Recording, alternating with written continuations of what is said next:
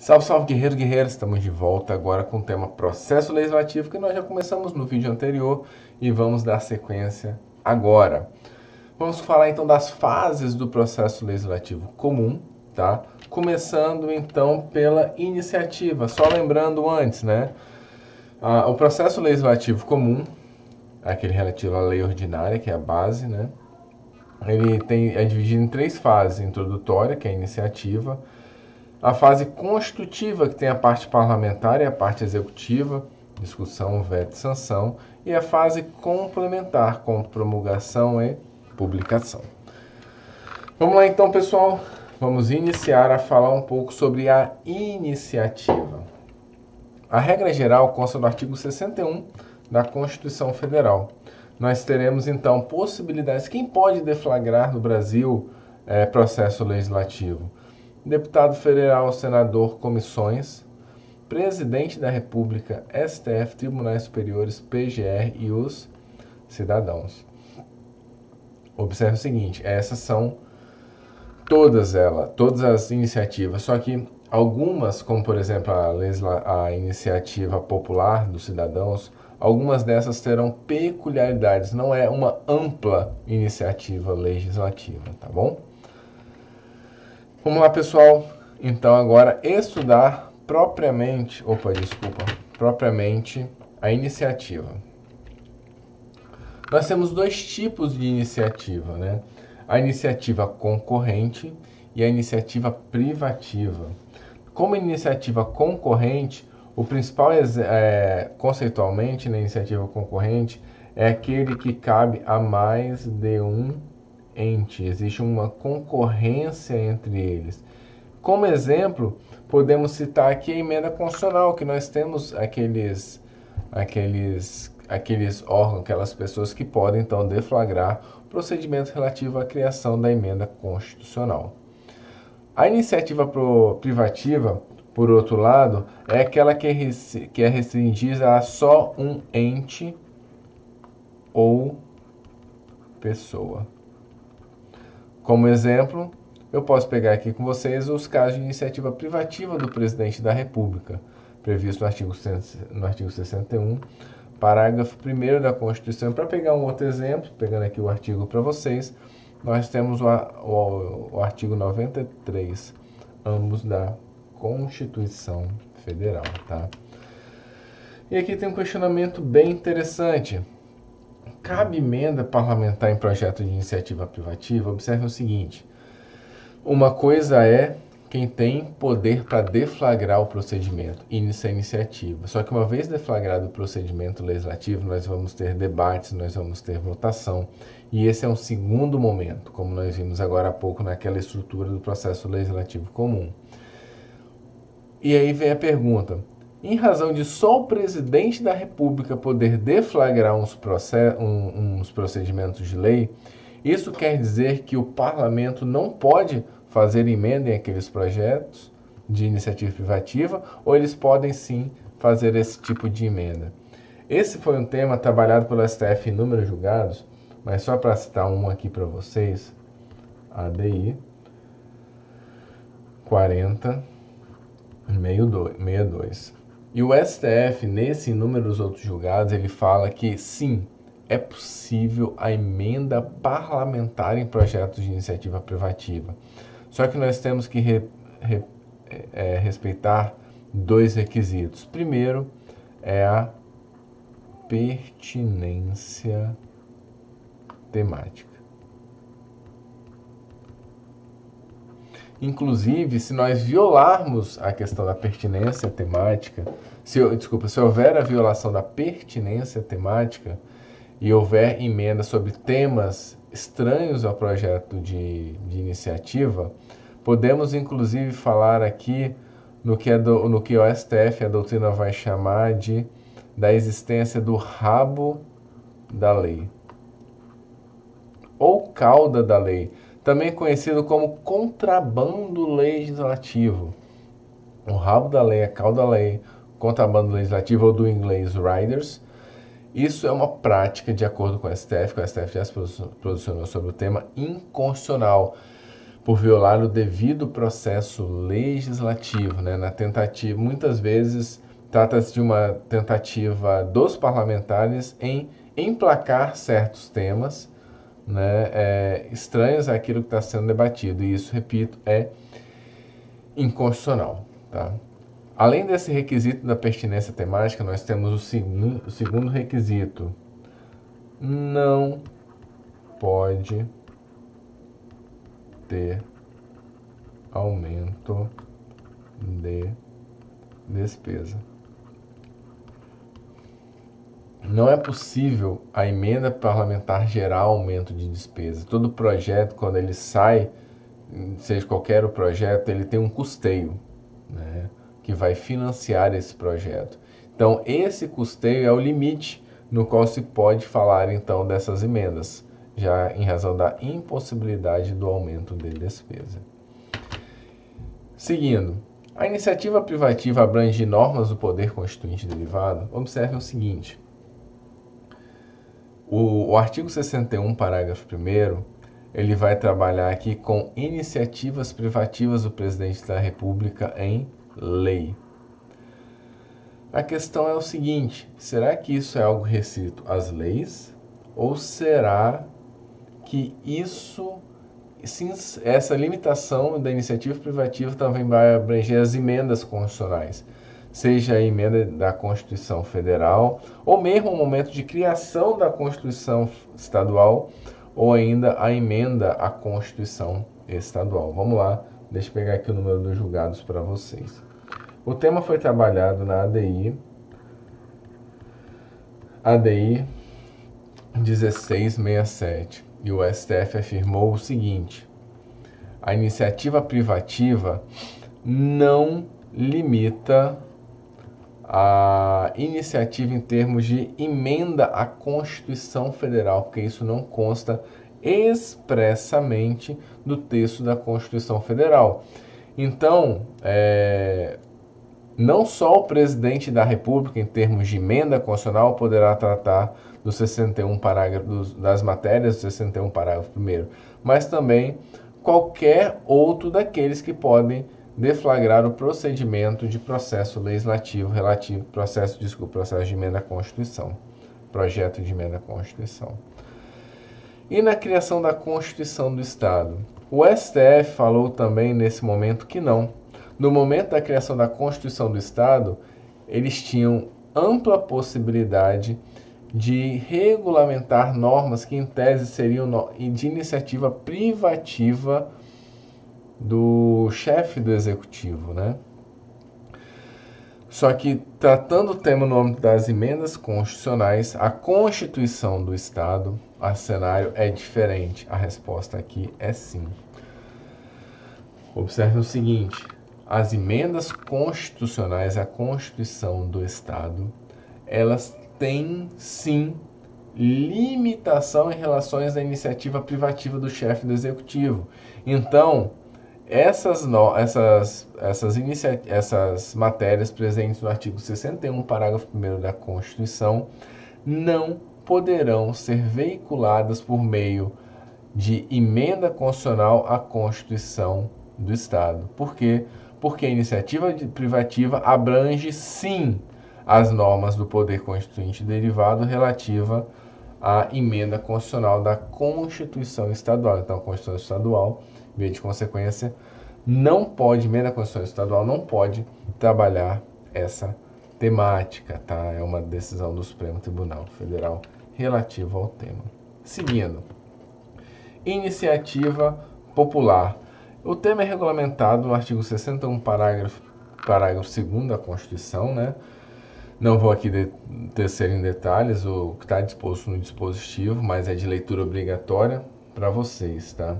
Observe o seguinte: não obstante essa leitura obrigatória, existem certos questionamentos que já foram cobrados em concurso público. O primeiro deles: existe hoje alguma lei de iniciativa popular? Deixa eu pegar aqui o número da lei para vocês. É a lei número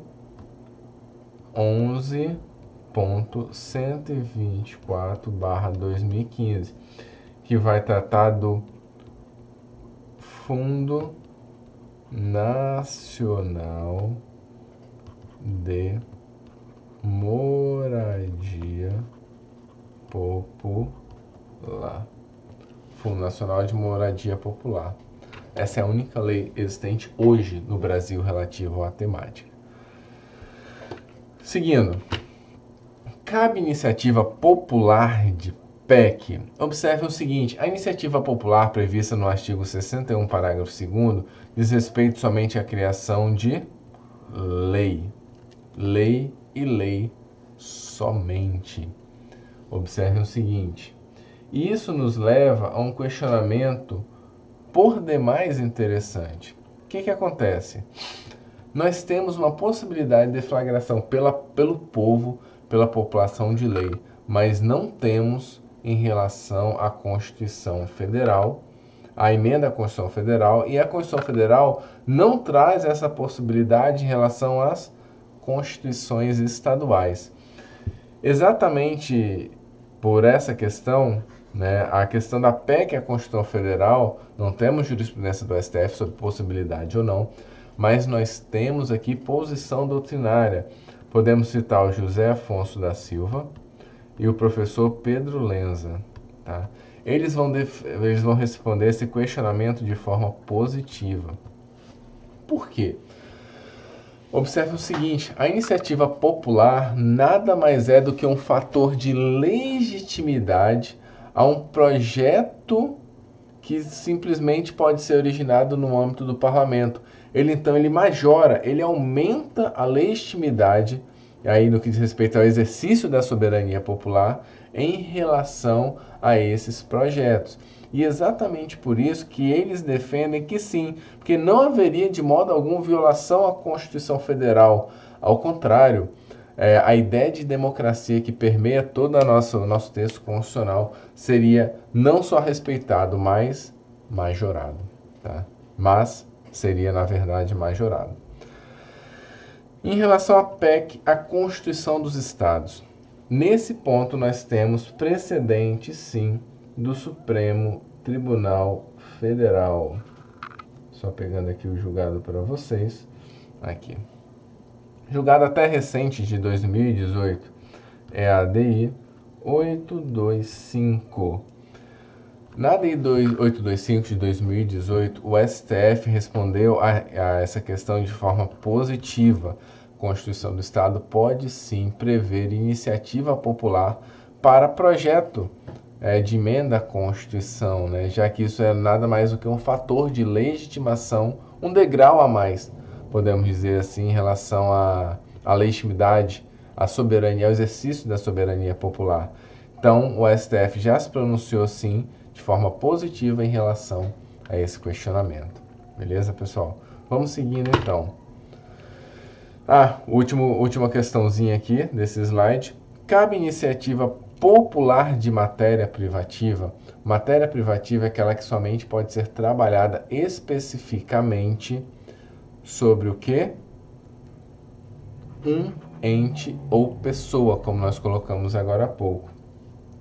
E a resposta a essa pergunta, meus amigos, ela é positiva. É exatamente essa lei, a única existente hoje, foi de iniciativa popular de matéria privativa. Temos precedentes do STF? Não. O tema não foi objeto de ADI. Mas, ainda assim, é uma lei vigente e válida no nosso ordenamento jurídico, né? Seguindo. Ao lado da iniciativa popular e dessas outras iniciativas, nós temos o que chamamos de iniciativa vinculada.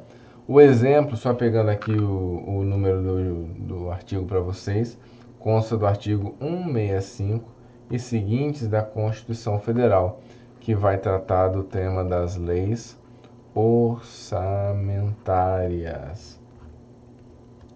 Nesse caso, a iniciativa vinculada diz respeito a um estabelecimento de prazo para o legitimado em deflagrar aquele procedimento, que ele tem que obedecer aquele prazo, isso tem que ser feito dentro do prazo constitucional, daí que se fala em iniciativa vinculada.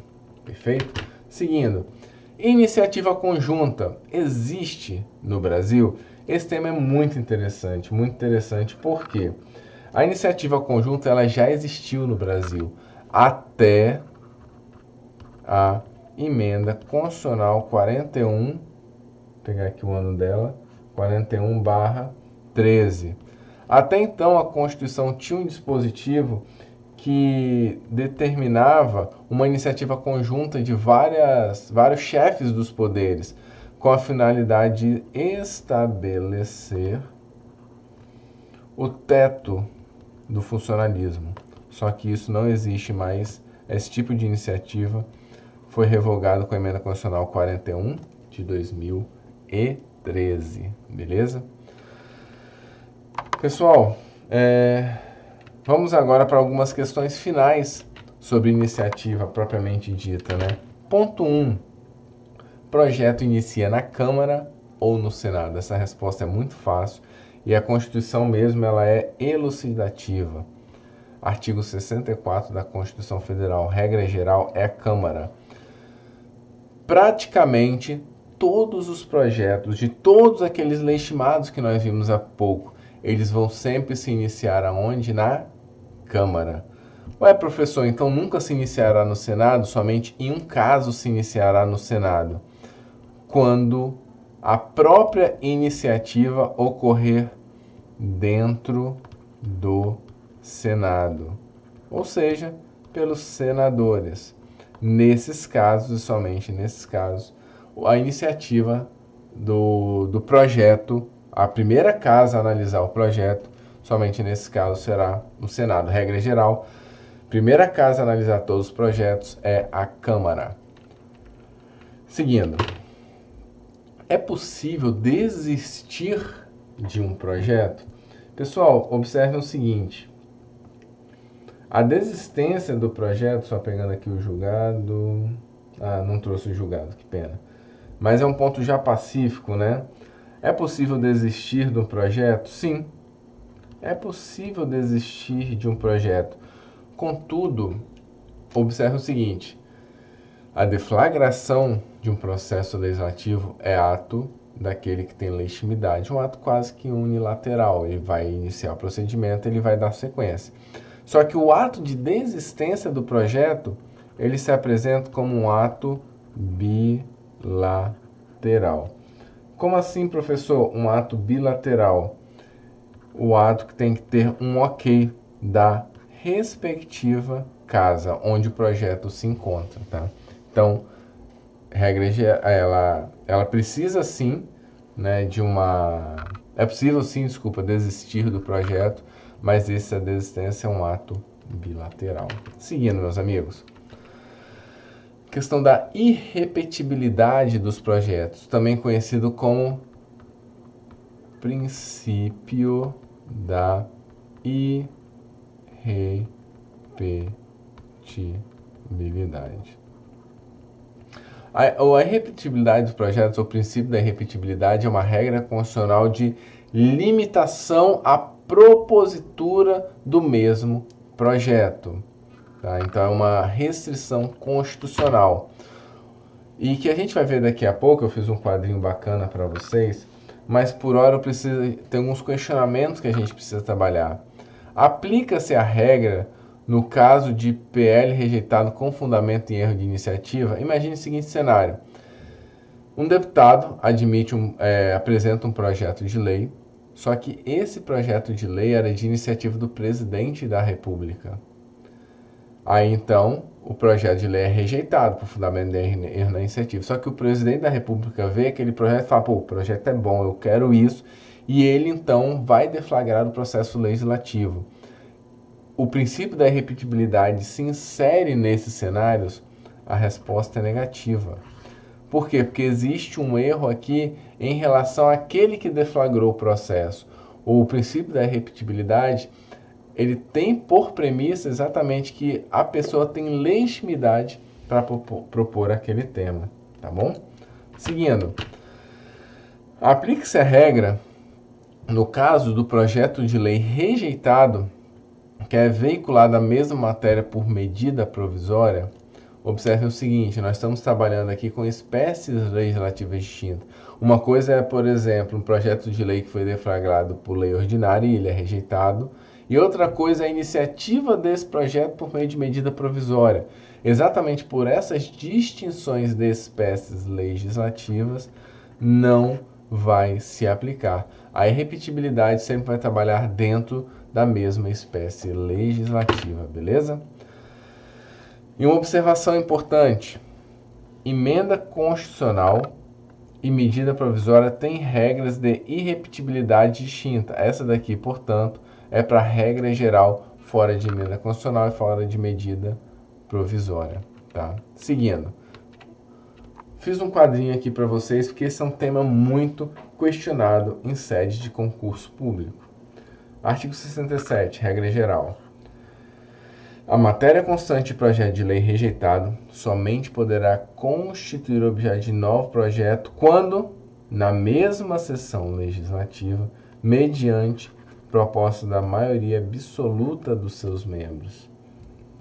Observe o seguinte, a irrepetibilidade da lei, em sede de lei complementar e lei ordinária, ela tem uma exceção. E essa exceção não existe em sede de medida provisória e nem em sede de emenda constitucional.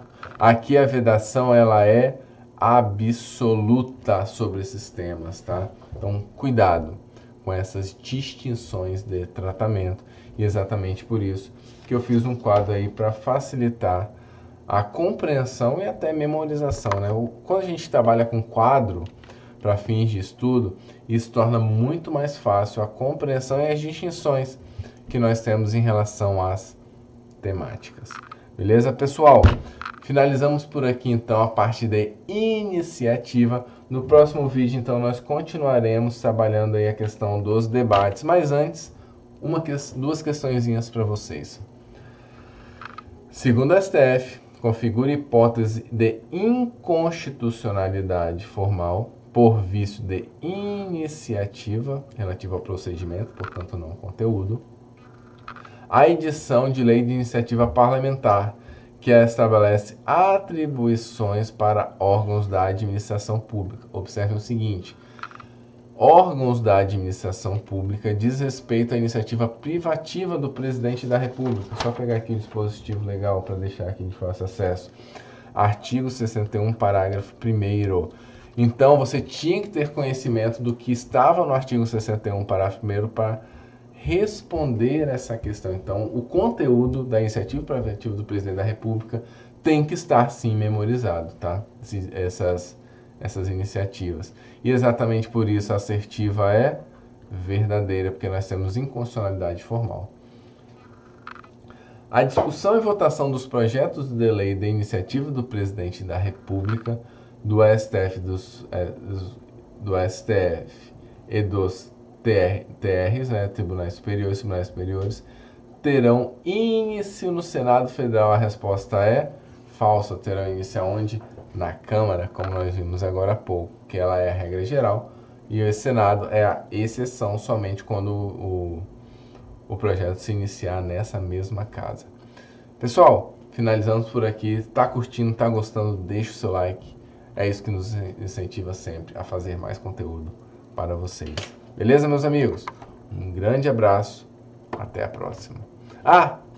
Só antes de finalizar, um recado importante.